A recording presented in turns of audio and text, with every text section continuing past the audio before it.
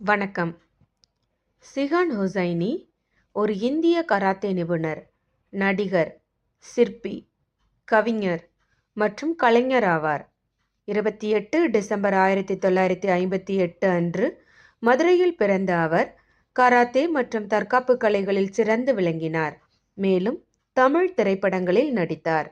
திரைப்படத் துறையில் 1986ஆம் ஆண்டு கமலஹாசனின் புன்னகை மன்னன் படத்தில் அறிமுகமானார்.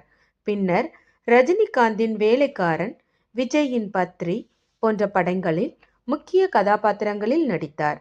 கராத்தே பயிற்சியாளராக பல மாணவர்களை பயிற்றுவித்தார். அதில் சிலர் திரைப்படத் துறையிலும் விளங்கினர். அவர் தமிழ்நாட்டில் வில்வித்தையை பிரபலப்படுத்துவதில் முக்கிய பங்கு வகித்தார். மேலும் தமிழ்நாடு வில்வித்தை சங்கத்தின் நிறுவனர் மற்றும் பொதுச் செயலாளராக பணியாற்றினார். மறைந்த அரசியல் தலைவர் ஜெயலலிதாவை ஆதரித்து அவரது 56வது பிறந்த நாளில் தனது இரத்தத்தை பயன்படுத்தி 56 ஓவியங்களை உருவாக்கியிருந்தார். 2025ஆம் ஆண்டு மார்ச் 25 அன்று இரத்த புற்றுநோயால் பாதிக்கப்பட்டு சென்னை மருத்துவமனையில் காலமானார். அவரது உடல் மருத்துவ ஆராய்ச்சிக்காக தானமாக வழங்கப்பட்டது. சமீபத்தில் வெளியான தகவலின்படி தனது வீட்டை தெலுங்கு நடிகர் மற்றும் ஆந்திர துணை முதல்வர் பவன் கல்யாணுக்கு எழுதி வைத்துள்ளார். பவன் கல்யாண் ஹுசைனியிடம் கராத்தே பயிற்சி பெற்ற முக்கியமான மாணவர்.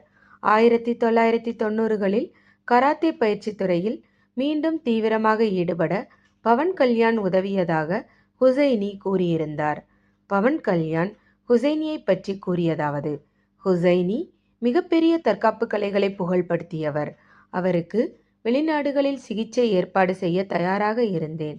எதிர்பாராத விதமாக அவர் காலமானது எனக்கு மனவேதனையை அளிக்கிறது என்று கூறினார். அவரது உடல் மருத்துவக் கல்லூரிக்கு தானமாகும் என்பது அவரின் உயர்ந்த எண்ணத்தை காட்டுகிறது.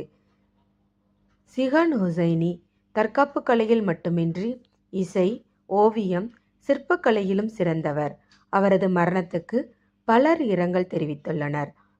ஊடகத்தின் சார்பாக இரங்கலை தெரிவித்துக் கொள்கிறோம்.